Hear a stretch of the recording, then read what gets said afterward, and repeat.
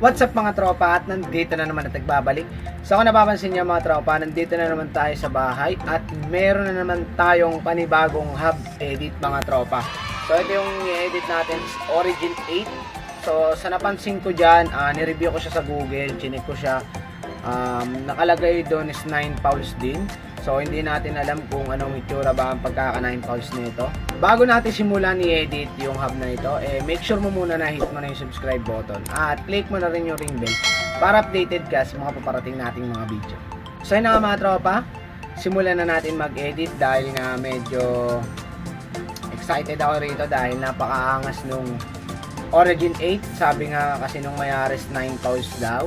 So tara, simulan na natin.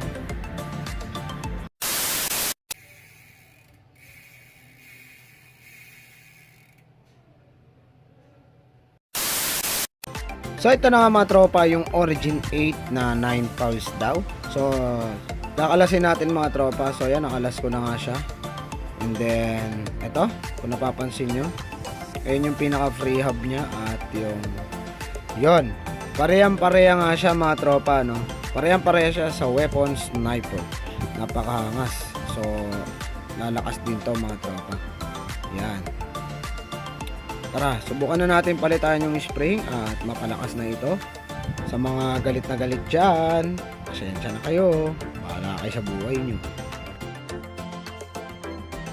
So ito na siya mga tropa, yung Origin 8. So kakalasin natin yung mga spring nito dahil nga nasa stock pa siya, no? So yan, parehang-pareho ng weapon sniper. So alam nyo naman na yan at wala na ako ipapaliwanag pa dyan. So kakalasin lang natin yung spring at papalitan natin ng panibagong spring. So panoorin nyo na lang mabuti mga tropa para makita nyo kung paano siya i-edit sa mga nagtatanong dyan. Yan, ito na ang spring at i-align na natin. So kayo na bahala dyan mga tropa, no? So tara, i-align na natin yung spring at try natin yung mga spring na ikakabit natin para masubukan natin mapailakas to. So tara.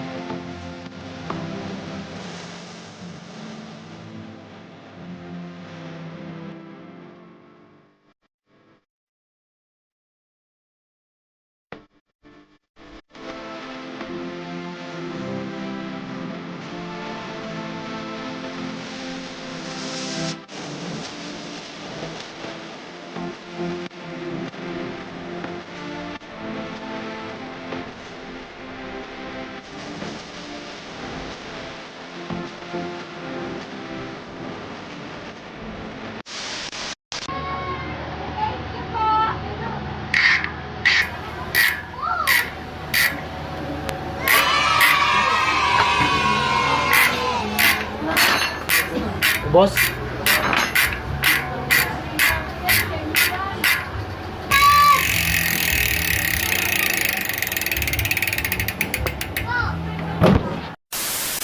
So yun na mga tropa, natapos na natin i-edit tong Origin 8, napakaangas. So sa nakita ko, parehang-pareha lang siya sa inedit natin last time, yung weapon sniper. So yun, parehang-pareha lang siya, meron lang talaga siyang biyak dun sa gitna. Then 2 pause lang din siya, no mga tropa. So meron na naman tayo na palakas na hub at napalitan ng spring. So sa mga nagsasabi dyan na ano daw, yung pag-edit kasi natin mga tropa, hindi ito sa pilitan, ulit ko ulit. Hindi ito sa pilitan, so pinipm lang nila ako, tinatawagan nila ako. So silang nag-aano sa akin, nag-PPM para i-edit yung hub nila. Hindi natin pusang hinahatak yung tao tapos i-edit yung hub. Hindi ganun mga tropa. So sila yung nag-PPM. So yun na nga, bago natin tapusin tong video na to is magsha-shoutout muna tayo. Pasensya na, ngayon ko lang na yung shoutout natin. Shoutout nga pala kay Eco Kilo Vlogs. Shoutout sa'yo, ingat ka sa mga vlog mo. So shoutout din kay Pete Wilson, kay Nino Luis Pangilinan, kay Erwin Nabal, shoutout din sa'yo, tropa natin yan. Kay Aljor Bonifacio. At sa mga cyclista, bike to work dyan, shoutout sa inyong lahat mga tropa. Palaging magsuot ng helmet anytime na lalabas ka ng bahay at papasok sa inyong trabaho, dahil hindi naman matakaw kasi sa disgrasya, dahil sa mga nababalita natin ngayon sa Facebook. Maraming nagpo-post na mga siklista na nadidisgrasya kasi wala siyang helmet.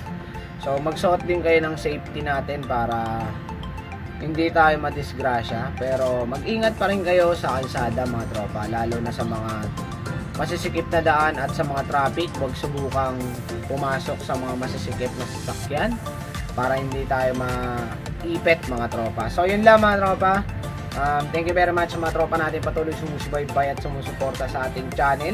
Dahil 6,400 plus na tayo mga tropa. Thank you sa inyong lahat, sa mga sumusuporta, sa mga nag-like, nag-share at nag-subscribe. At kung hindi ka pa isa sa aking mga tropa, hit mo na yung subscribe button dyan mga tropa, no? So hanggang dito na lang. Tunog Mayaman Nation Hub Edit. God first. Paalam!